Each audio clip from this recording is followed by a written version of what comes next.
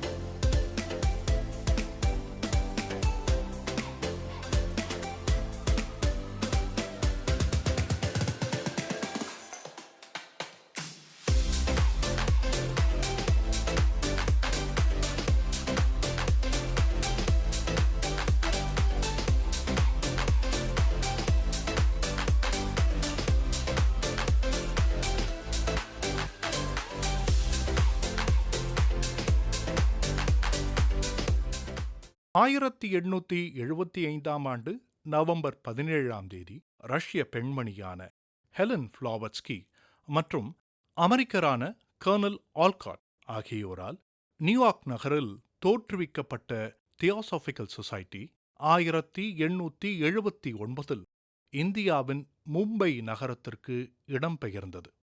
1882 December மாதம் 19 முதல் இன்று வரை சென்னை அடையாறில் செயல்பட்டு வருகின்றது பிரம்மஞான சபையின் சர்வதேச தலைமையகம். பிரம்மஞானம் மற்றும் பிரம்மஞான சபை பற்றிய பல தகவல்களை அறியும் நோக்கத்தோடு நாம் இப்போது தியோசபிக்கல் சொசைட்டியின் சர்வதேச தலைவரின் அலுவலக அறையில் இருக்கின்றோம்.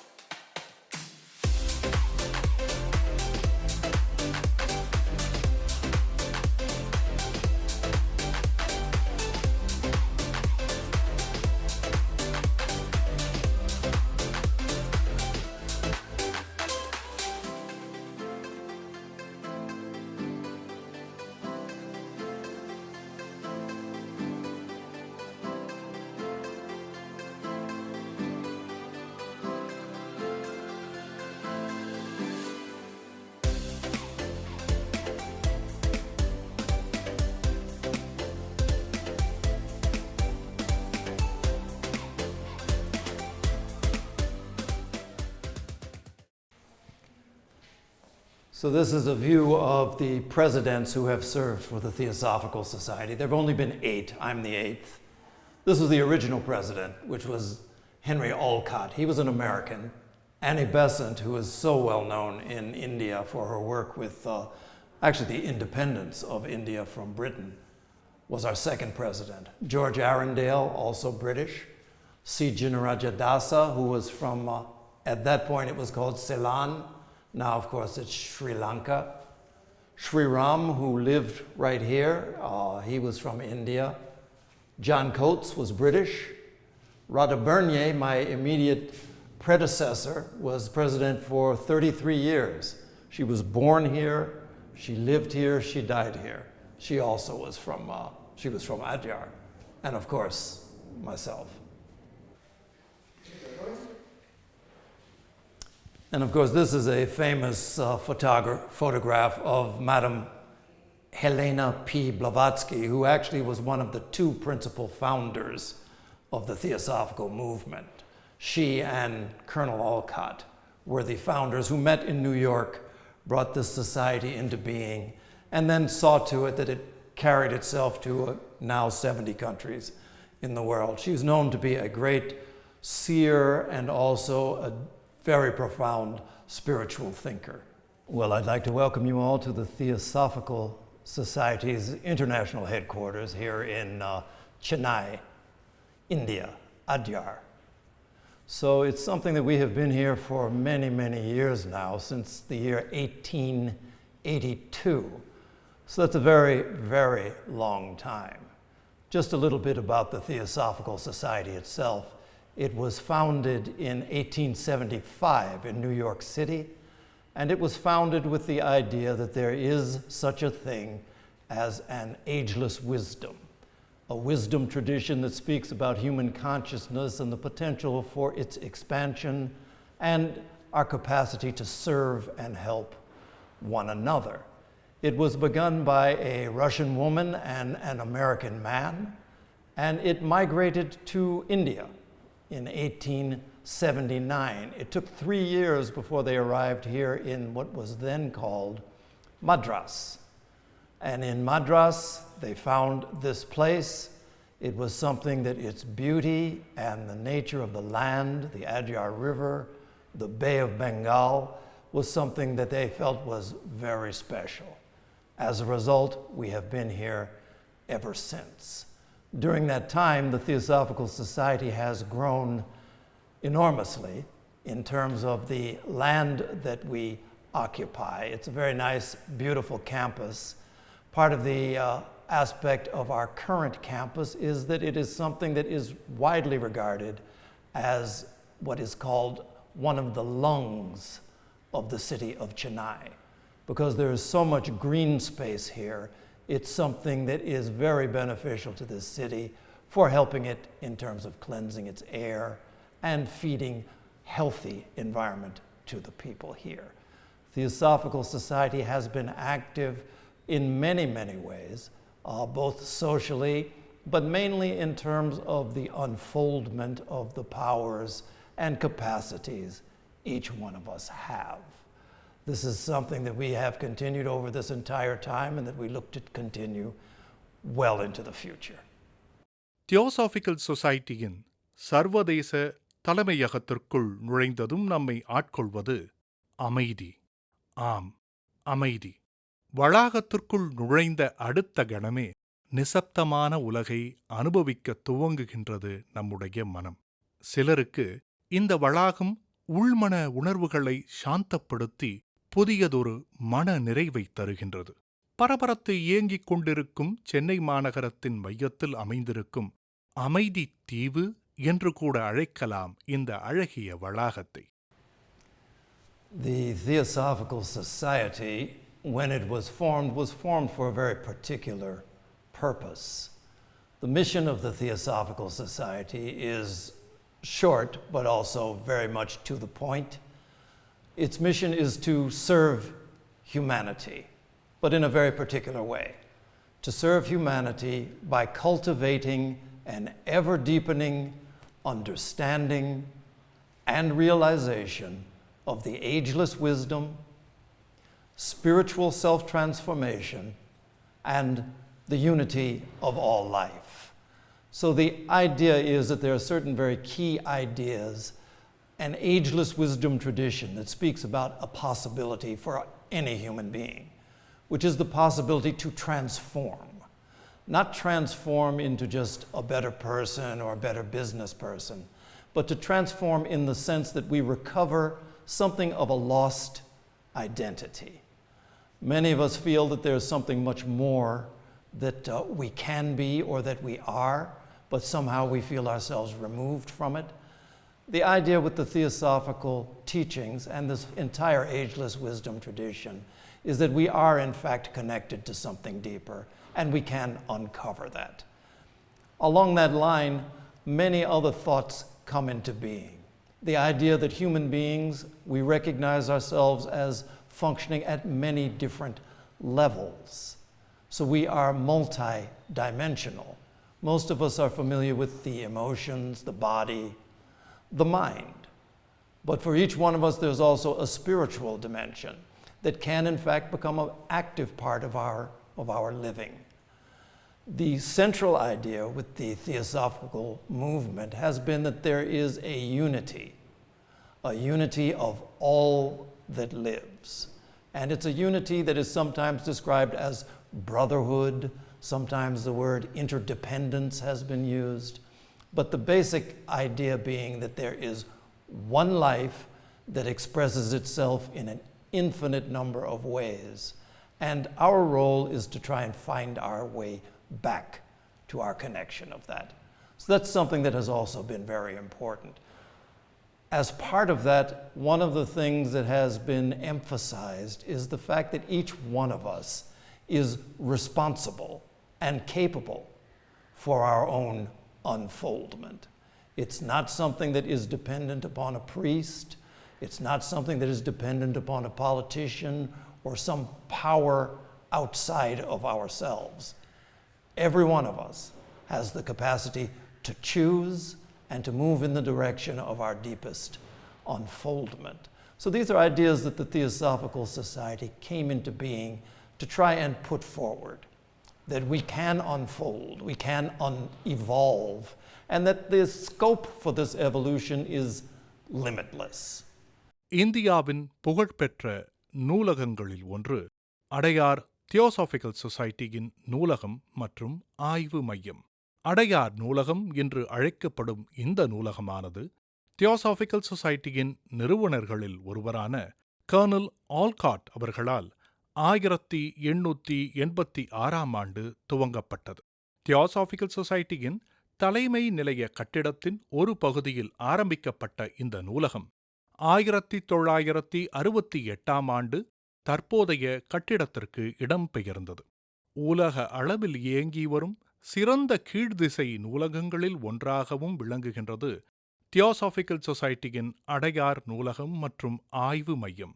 பிரம்மஞான சபை நிறுவனர்களின் சொந்த சேகரிப்பில் இருந்து கொடையாக பெறப்பட்ட குறைந்த எண்ணிக்கையிலான நூல்களைக் கொண்டு உருவாக்கப்பட்ட இந்த நூலகம் இன்று அடையாறு ஆலமரம் போல வளர்ந்து இருக்கின்றது. 2.5 லட்சத்திற்கும் அதிகமான அச்சு நூல்களும் 20,000த்திற்கும் அதிகமான ஓலைச்சுவடிகளும் 3,000த்திற்கும் அதிகமான காகிதச் சுவடிகளும் அழிவின் விளிம்பில் இருந்த அரிய பல புத்தகங்களின் நகல்களும் உலகம் முழுவதிலுமிருந்து வெளியிடப்படும் 200க்கும் மேற்பட்ட இதழ்களும் இந்த நூலகத்தின் அறிவுசார் சொத்துக்களாக திகழ்கின்றன. ஆய்வியல் அறிஞர்களின் அமுத சுரபி இந்த நூலகம். ஓலைச்சுவடிகள், காகிதச் சுவடிகள் மற்றும் அச்சு புத்தகங்களின் மின் அணுவாக்க பணிகளும் நடைபெற்று வருகின்றன. Adyar library and research centre அதுவும் மிக தொன்மையானது. இது 1886 இங்கே நிறுவப்பட்டது. கர்னல் ஹென்ரி ஸ்டீல் ஆல்காட் என்பவரால். அவர் முதல் president also of the Theosophical society.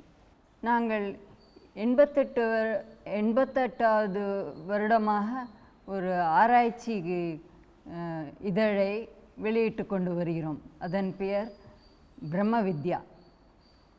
கண்டினியூஸாக 88 வருஷமாக வருடா வருடம் ஆராய்ச்சி எல்லா விதமான துறையிலும் வேதங்கள், Upanishads, music, dance, art, music, religion, science, philosophy, literature, இன்னும் பல துறைகளிலும் ஓலைச்சுவடிகளில் இருந்தும் புத்தகங்கள் இருந்தும் ஆராய்ச்சிகளும் ஆராய்ச்சி சார்ந்த பதிப்புகளும் இதில் வெளியிட்டு உள்ளோம். நாங்கள் இதுவரை 220 புத்தகங்களை உலகளாவிய ஆராய்ச்சிகளை வெளியிட்டு உள்ளோம். இந்த நூலகம் முதல்ல headquarters building of Adyar அதில் அங்கே நிறுவப்பட்டது 1886. அதற்கு பிறகு புத்தகங்கள் வைக்க இடம் பற்றாக்குறையினால் ஒரு பெரிய பில்டிங்க்கு, இங்கே இருக்கிற ப்ரெசண்ட் பில்டிங்க்கு ஷிஃப்ட் பண்ணோம். அது 1966 அன்றைய பிரம்மஞான சபையின் தலைவர் என். ஸ்ரீராம் அவர்களால் திறக்கப்பட்டது. இப்பொழுது இந்த 1966 இதுவரையிலும் இங்கே இருக்கிற விஸ்தாரமான பில்டிங்கில் நாங்கள் இயங்கி கொண்டு வருகிறோம்.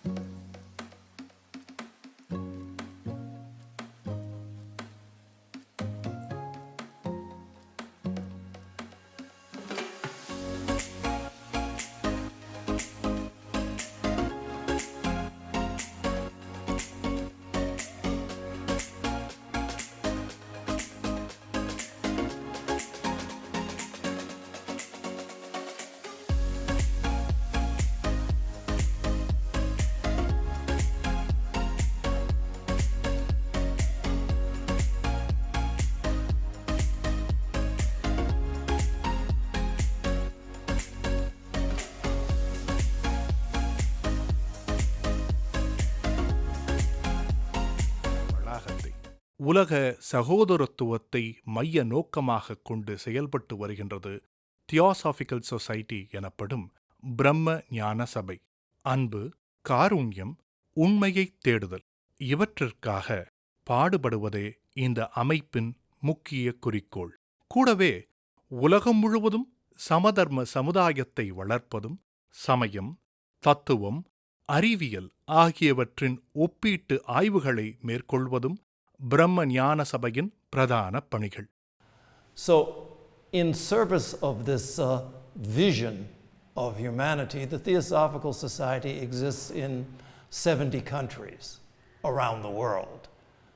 In each of those countries, there are centers of activities, branches of the organization where people meet and where people can, at one level, discuss these things, and at a deeper level and a more important level, actually practice these things. It is, in fact, possible to still the mind. The whole practice of meditation points in that direction. There are many people for whom meditation is not something that is familiar or easy for them.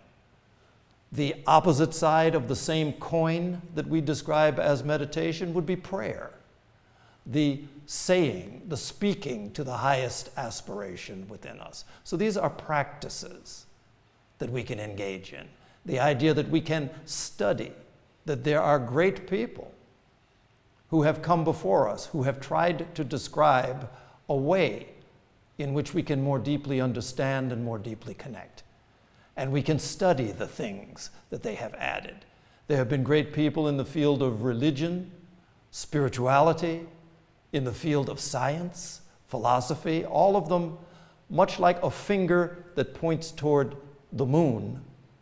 The finger is not what's important, but the direction that it takes us is what we try to learn from. So we study, we still the mind, and then while these are things that are personally beneficial, equally important and often overlooked is this aspect that we have to serve.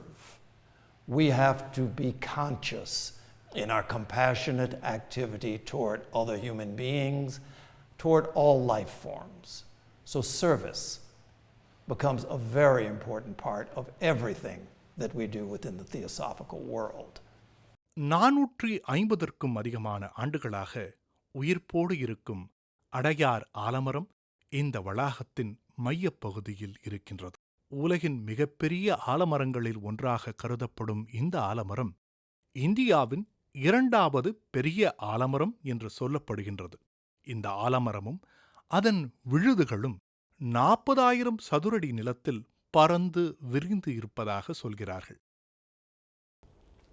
Theosophical Society Adyar campus is a botanist, nature lover and naturalist's heaven due to its several species of indigenous and exotic plant life, and along with that plant life there are innumerable species of animal life which resides in this campus.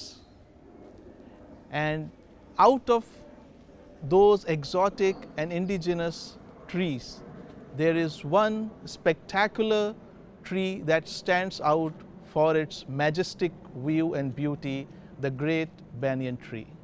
There are several banyan trees in the Theosophical Society Adyar campus. But why this great banyan tree is unique is not just because of its size or age, the size of more than an acre, an age of almost about 500 years, but also because this great banyan tree has been the witness to several historical and spiritual events under its shade. Several historical eminent personalities like J. Krishnamurti, Venerable Dalai Lama, and Mahatma Gandhi or even Annie Besant either have spoken under this tree or have been received under its comforting shade. And when I say about the lectures under this shade of banyan tree, it first happened in 1909 when Dr. Annie Besant, the then president of the Theosophical Society, gave her twilight talks under this banyan tree, because when Annie Besant bought the Blavatsky bungalow, this whole place came along with it, but this whole place was a forest. And only when the people here started clearing the weeds and unwanted bushes, this great banyan tree appeared. And from the next year onwards, 1909 that is, Dr. Annie Besant started her twilight talks.